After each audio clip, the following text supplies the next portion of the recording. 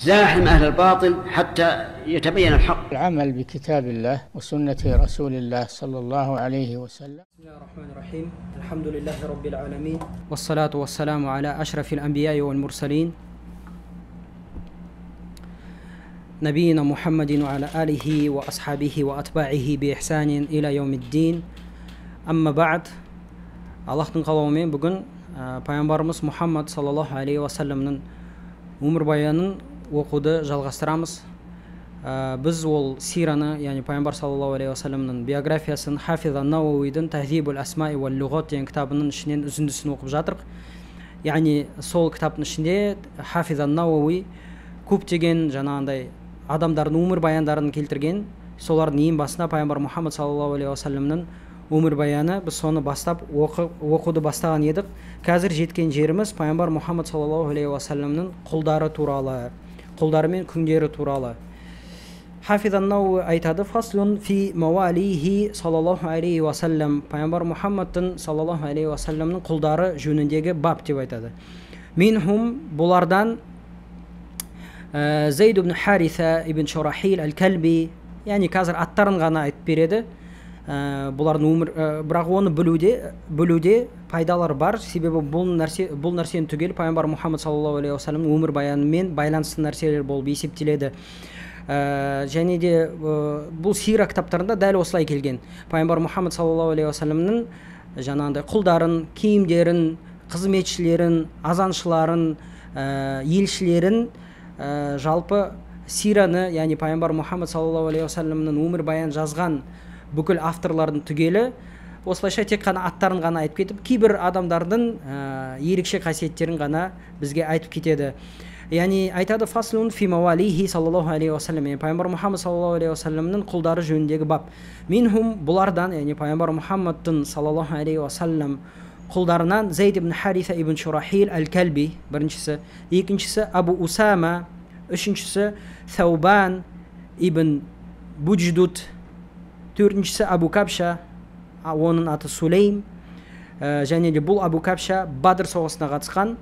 Содан кейін Базам деген кісі, содан кейін Руайфи, содан кейін Қафиз деген кісі, сосын Маймун, Абу Бакра, Хурмус, Абу Сафия Убейд деген кісі, Абу Сульма, және де Анаса, және де Солих, және де Солихтың кейбір деректерде аты Шуқран, келесісі Рабах, келесісі Ясар ан-Нуби, келесі Абу Рафи, және де оның аты, есімі Аслам, келесі Абу Муайхиба, келесі Фадала ал-Ямани, келесі Рафи, сосын Мид'ам, содан кейін Асвад, содан кейін Киркира.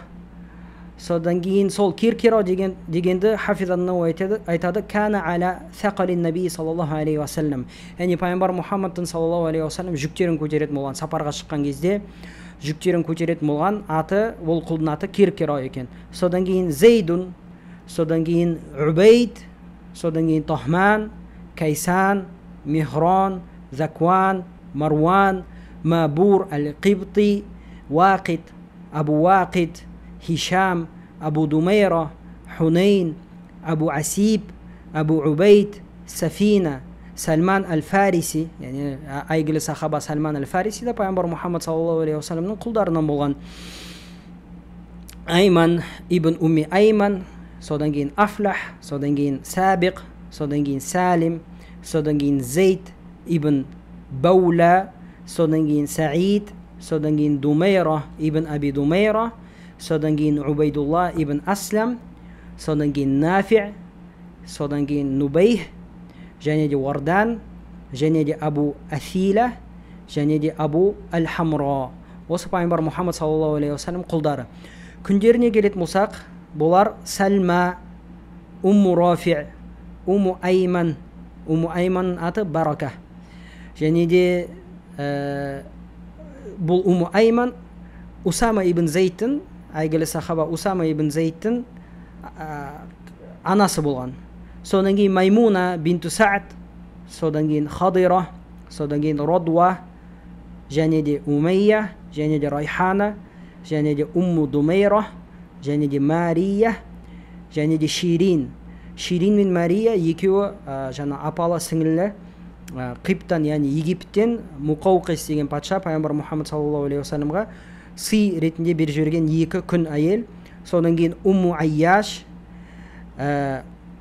және де Хафиз ан-Науи айтады, бұлардың әрқайсының өмірбаянын біз осы кітапта баяндаймыз, яғни Асма уа Лұғат кітабын меңзеп тұр. және де Хафиз ан-Науи айтады: "Ва'алам анна хаула'ил мавали лам якуну мавжудина фи вақтин вахидин линнаби саллаллаху алейхи уассалама."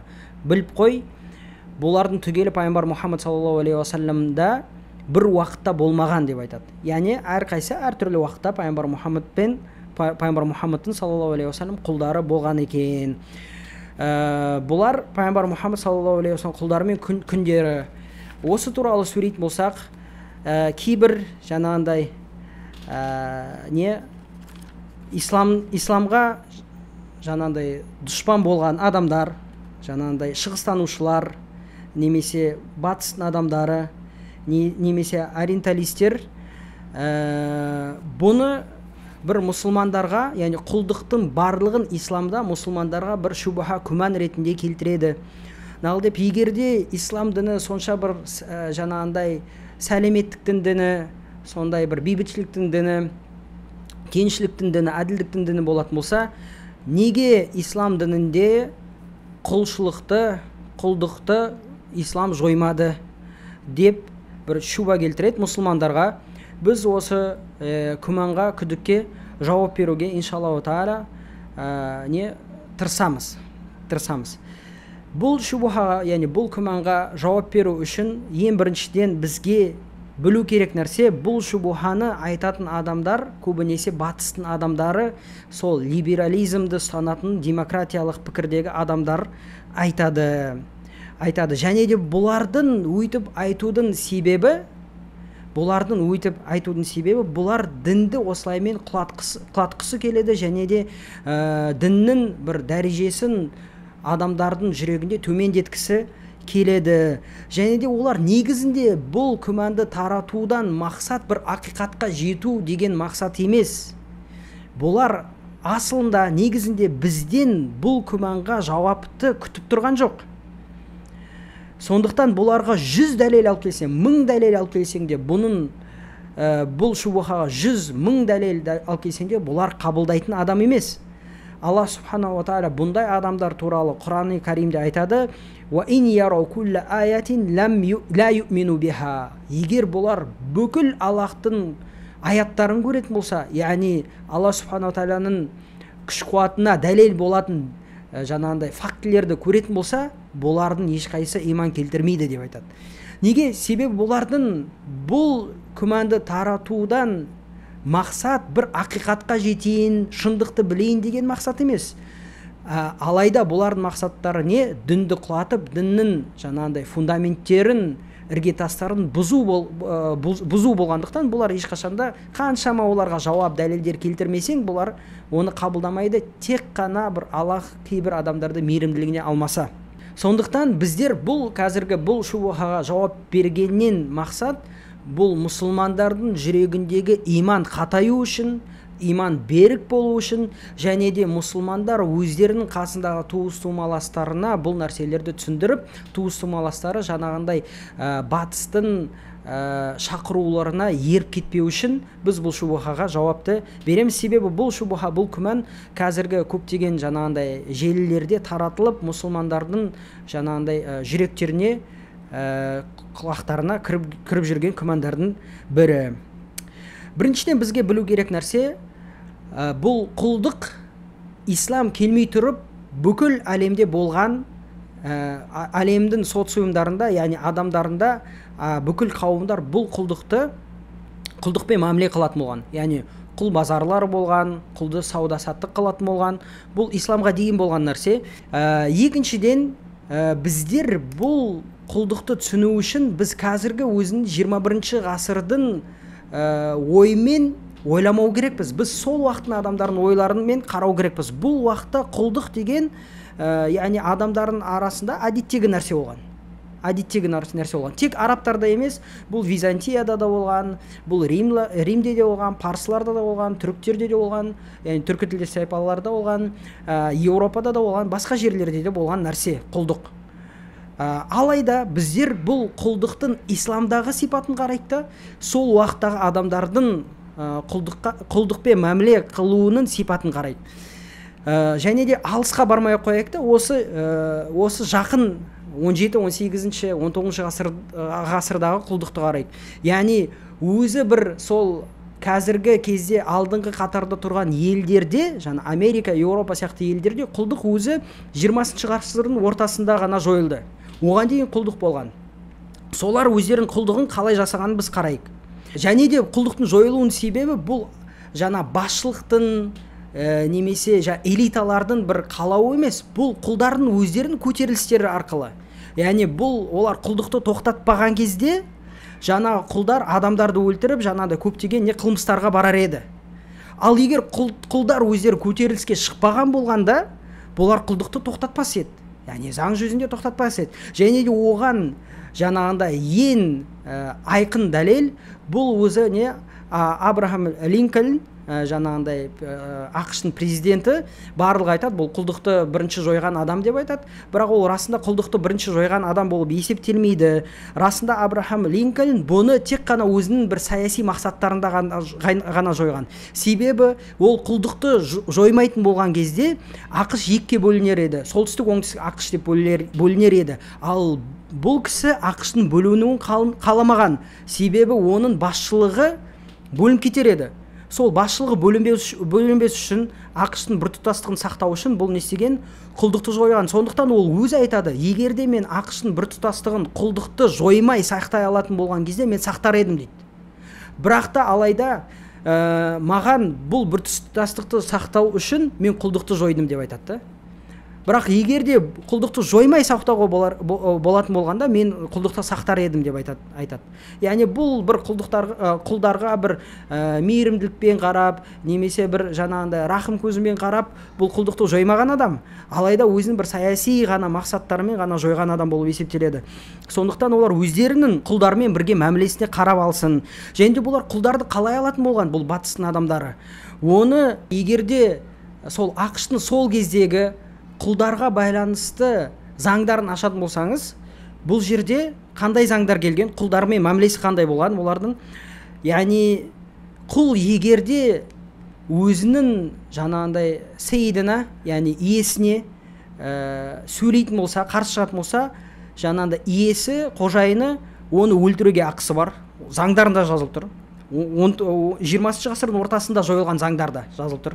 Екіншіден, егерде құл қашып кететін болса, бұны ұстап алып, қол аяқтарын кесу керек, және де оны жаңағындай ыстық темірмен оған бір мөр басу керек оған. Және де құл адам ешқандай бір жаңағындай білім алуға ақысы жоқ. Және де құл адамға, немесе құл адам емес, қара адамға деп айтады. Қара нәсілді адамға ақ нәсілді адамдардың жұмыс жасауға болмайды. Қара адам 7-ден артық қара адам жиналуға болмайды. Бұл заңдарында, ақш-тың заңдарында. Егер де ақ адам қара адамның қасынан өтетін болса, ақ адамның қара адамның бетіне түкіруге ақысы бар. Заңдарында жазылып тұрған нәрсе. Және де ақ адам қара адамды дүре соға алады арқасынан. Бұл барлығы заңдарында жазылып тұр. Бұл бір жаңағындай орта ғасырдың заңдары емес, осы 20 ғасырдың ақш-тың жаңа қазіргі ең алғыр мемлекеттердің заңдары осындай болған. Бұлар құлдармен осындай мәміле қылатын болған. Ал құлдарды қайдан алатын болған олар? Қалай алатын болған? Бұны британдық энциклопедияда, Британияның энциклопедиясында 2-ші томның 779-шы бетінде айтады, бұлар кәдімгі аңға шыққандай сөйтіп құлды аулайтын болған. Яғни батыстың адамдары, Европаның адамдары, ақш-тың адамдары құлдарды қалай алып келетін болған өздерінің жеріне, Африкаға барып, кәдімгі неге шығатын болған? Аңшылыққа шығатын болған, қара адамдарға. Қайтып жасайтын болған, бұлар айтады, толығымен жаңағындай олардың ауылдарын отпен жағады. қашып кеткен адамдарды өлтіреді, ұстап алған адамдарды ұстап алады. Сөйтіп бұлар бір осылай аңшылыққа шыққан кезде 10 миллион адам ұстайды да, 10 миллион адамның 9 миллионы қашқандығы үшін өлтіріп тастайды да, 1 миллионын ғана өздерінің елдеріне алып келеді. Осылайша олар құлдықты жасаған болатын. Және де бұл нәрсе бір орта ғасырдағы нәрселер емес, бұл осы 20 ғасырда, 20 ғасырдың ортасында біткен қиссалар. Бұны өздері жазып тұр, британдық энциклопедия өздері жазып қойған. Ал егер де исламдағы құлдарға деген мәмілені қарайтын болсақ, бұл тіпті ерекше және де басқаша. Біріншіден, исламда құлды алудың жолдары бір ғана жол. Ал құлдықтан азат етудің жолдары өте көп. Ол не деген сөз? Исламның бастапқы мақсаты құлдықты көбейту емес, алайда құлдықты жою. Неге? Себебі құлдыққа жетудің жолы бір ғана жол бар. Ал енді құлдарды азат етудің жолдарын қалайтын болсақ, ораза кезінде егерде кімде-кім мысалы әйелімен қосылып қойса, бұл жердің кафарасы, яғни бұл күнәдан тазарудың жолы қандай екен? Құл азат ету. Немесе біреу құлын ұрып қойса, бұл күнәдан тазару үшін сол құлын азат ету керек. Немесе біреу жаңағындай ант еткен кезде өтірік ант етсе, сол кезде құл азат ету керек. Және де көптеген жолдар бар. Және де құлды азат етуге исламда не істеген? Ислам ол нәрсеге қызықтырған адамдарды. Және де бұл құлшылық болып есептеледі. Сондықтан ислам дініндегі құлдық ол басқа жердің, басқа жаңағындай адамдардың, басқа дін өкілдерінің құлдығымен ұқсамайды. Және де құлдарға деген мәміле қандай болады? Кәдімгі жанұяның адамы сияқты мәміле қылынады. Яғни оларды асырау уәжіп, парыз болады, яғни қожайынына. Оларға тамақ беру, оларға киіндіру. Сондықтан пайғамбар Мұхаммад саллаллаху алейхи уассалам Абу Зардың хадисінен нақыл деп айтады: егерде сенің құлың болатын болса, сен өзің не киесің, сондай киім оған киіндір деп айтады. Өзің не жейсің, сондай тамақ оған бер дейді. Және де оған күші жетпейтін нәрсені жүктеме деп айтқан пайғамбар Мұхаммад саллаллаху алейхи уассалама. Яғни құл адам кәдімгі баяғы ислами мемлекеттерде, баяғы сахабалардың кезінде бір жанұяның мүшесі болып кететін болған. Құлдар сол жанұяның мүшесі болып кететін. Кейбір қиссаларда адамдар құлдарды азат еткен кезде құлдар нағыл деп айтады: жоқ, бізді азат етпеңіз, біз сізбен қалғымыз келеді деп айтады. Неге? Себебі олар баратын жері жоқ, жұмыс жасайтын жері жоқ, үйлері жоқ, туыс-тумаластары жоқ. Оларға ең жақсы жол құл болып сол адамдардың қол астында қалу. Жылап бізді азат етпеңдер деп қалатын адамдар болған құлдықта. Сондықтан біз қарайтын болсақ, исламдағы құлға деген мәміле басқа діннің басқа діннің өкілдерімен немесе басқа адамдармен салыстырған кезде өте жақсы болған. Және де исламдағы мысалы құлдардың орнын қарайтын болсақ, бүкілі бір жақсы жерге жеткен. Мысалы Белал ибн Аби Рабах радиаллаху анху сахаба, бұл құл болған. Және де ол исламдағы ең бірінші азаншы. Пайғамбар Мұхаммад саллаллаху алейхи уассаламның азаншысы болған. Және де мысалы Сухайб ар-Руми, бұл да құл болған. Бірақ қарайтын болсақ, бұл не? Сахабалардың алдында имамдықта тұратын болған. Усман радиаллаху анху оның артынан намаз оққан. Али және қалған сахабалар құлдың артынан. Және де ол Руми деген, яғни Римнен келген, Византиядан келген құл болған. Және де оны Умар радиаллаху анху мәжілістерге Құрайыштардың жаңағындай мәртебелі адамдарынан бұрын кіргізетін болған. Яғни бұны құл деп төмендететін болмаған. Және де құлдарға қарайтын болсақ, мысалы мәмлүктер қалай шыққан? Бұлар да құл болған ғой. Бірақ та мұсылмандар бұл құлдарды бір төмендетіп, бұлармен жаман мәміле қылмаған жоқ. Бұларды тәрбиелеген, бұларды соғысқа үйреткен, патшалар жақындататын болған, олар өзінің уәзірлігіне дейін жақындататын болған. Сөйтіп бізге бір цивилизация келді, бір тайпа адамдар, сол құлдардан шыққан мәмлүктер. Содан кейін олар басшы болған, ислами мемлекеттерге басшы болған болар. Сондықтан біз осы жерден исламның құлдарға деген мәмілесінің жақсы болғандығын көреміз. Және де бұны тек қана мұсылмандар айтпайды, алайда мұсылман емес ғалымдарды айтады. Мысалы бұлардың бірі Анна-Мари Шеммель деген кісі бар. бұл неміс ориенталисті, яғни шығыстанушысы, өзінің оның кітабы бар, ислам адамгершілік діні деген кітабы бар. Ислам адамгершілік діні бар. Бұл жерде, бұл 85-ші бетінде айтады, бұл кітаптың тарих дейді, ең үлкен дәлел исламның құлдарға жақсы мәмілесіне дейді.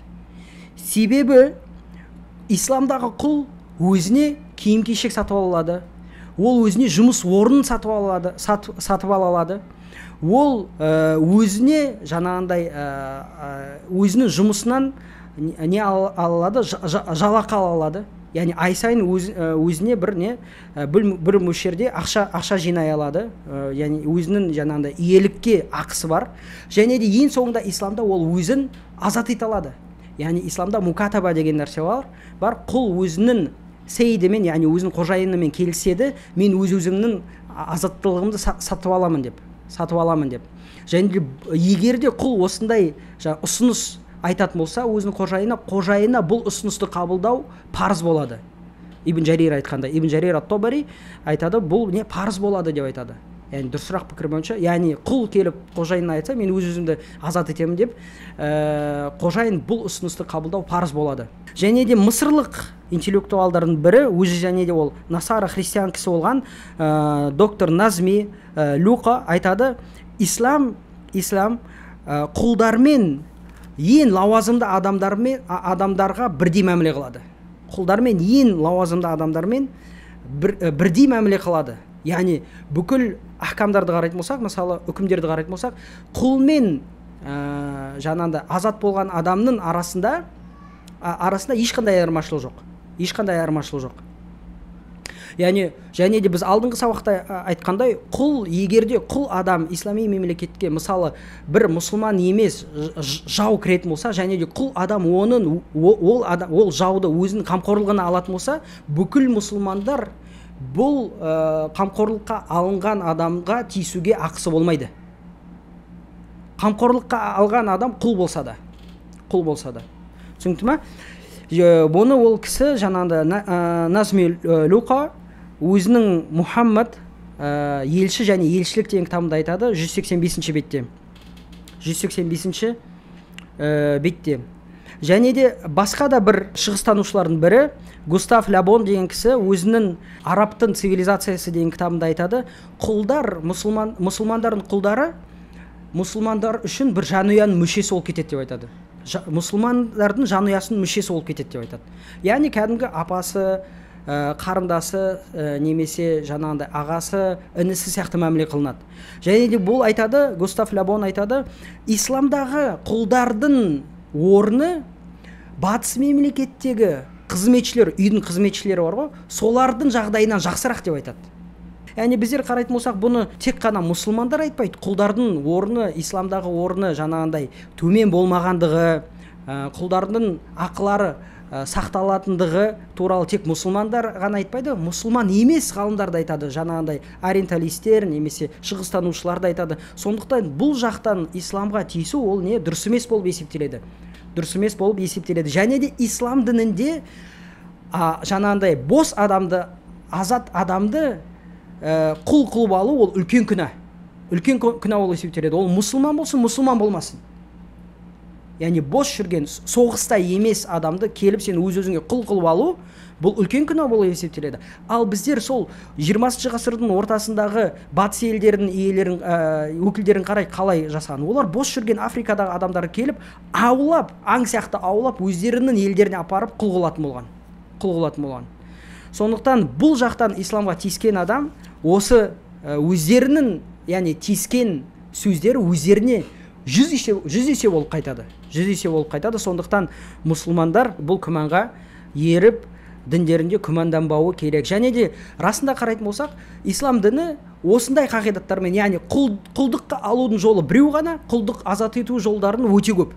Осындай жолмен құлдық шынымен ислам мемлекеттерінде жойылып кетті да, ол құлдыққа исламның басшылары немесе ислам ғалымдары тырыспағанда ары қарай құлдықты қайтару керек деп. Бірақ егер болашақта құлдық болып жатса, сол кезде бәрібір басқа мемлекеттер өздерінің жаңағындай заңдарына құлдардың ақысы, құлдардың кодексі деген сияқты заңды енгізу керек. Сол кезде олар қалай ойланады? Қандай заңдар енгізеді? Бұл егер де болып жатса, және де біз бұны болу мүмкіндігі өте ықтималы көп болып жатса, Құранда бұған жауап бар, және де сүннетте оған жауап бар. Құлдардың ақысы, құлдардың заңдары қандай болу керек, және де құлдық кодекс деген енгізілсе, кодекс қандай болу керек екенді ислам діні бұл нәрсені қалдырмаған. Бұл құлдық туралы ахкамдар келгені, яғни үкімдер келгені құлдардың жаңағындай ақысы туралы, құлдармен қандай мәміле қылыну керек туралы исламда жауаптар келгендігі, бұл ислам дінінің ауқымдылығы және де өмірдің бүкіл жақтарын қарастырғандығына дәлел. Яғни бұлар құлдықты керісінше исламның жаңағындай кемшілігі деп көрсеткісі келсе, расында бұндай нәрсенің барлығы исламның толықтығына дәлел. Себебі олар қандай да бір уақытта бұл құлдықпен бәрібір ұрынады, кездеседі, сол кезде оларға заң шығару керек болады. Ал бұл заңдар, бұл кодекс Құранда және сүннетте 14 ғасыр бұрын жаңағы жазылып қойған. Келесі бап фаслун фи хадамихи саллаллаху алейхи уассалама. Пайғамбар Мұхаммад саллаллаху алейхи уассаламның қызметшілері туралы бап. Айтады минхум Анас ибн Малик. Яғни пайғамбар Мұхаммадтың саллаллаху алейхи уассалам қызметшілері, яғни бұлар құлдар емес, өздері пайғамбар Мұхаммадқа саллаллаху алейхи уассалам қызмет қыламыз деп өздерін ұсынған адамдар. Бұл Анас ибн Малик. Және де Анас ибн Малик радиаллаху анху, оның кішкентай кезінде анасы пайғамбар саллаллаху алейхи уассаламға неге қызметке береді. Және де Анас ибн Малик айтады, мен пайғамбар Мұхаммадқа саллаллаху алейхи уассалам 10 жыл қызмет қылдым деп айтады. Ол мені бір рет те ұрмады дейді. Және де ол өзінің әйелдерін де ұрмайтын болған, құлдарын да ұрмайтын болған деп айтады Анас ибн Малик. Маған бір қол көтермеді, және де маған мен қателесіп қалсаң, сен неге бүйтпедің, неге сөйтпедің деп маған бір рет те ұрыспаған деп айтады. Бұл пайғамбар Мұхаммад саллаллаху алейхи уассаламның ақлағынан. Яғни пайғамбар Мұхаммад өздерінің құлдарымен және қызметшілерімен бұндай мәміле қылмаған, ал қазіргі кейбір адамдар өздерінің балдарына, әйелдеріне осындай мәміле, достарына осындай мәміле қылады. Сондықтан біздер егер де пайғамбар Мұхаммад саллаллаху алейхи уассалам ақлағын ұстанатын болсақ, осы пайғамбар Мұхаммад саллаллаху алейхи уассалам ақлағы болған.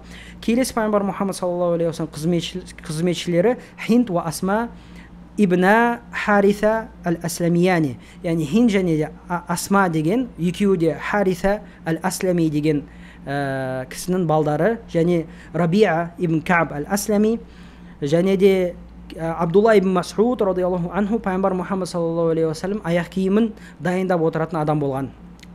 Яғни пайғамбар Мұхаммад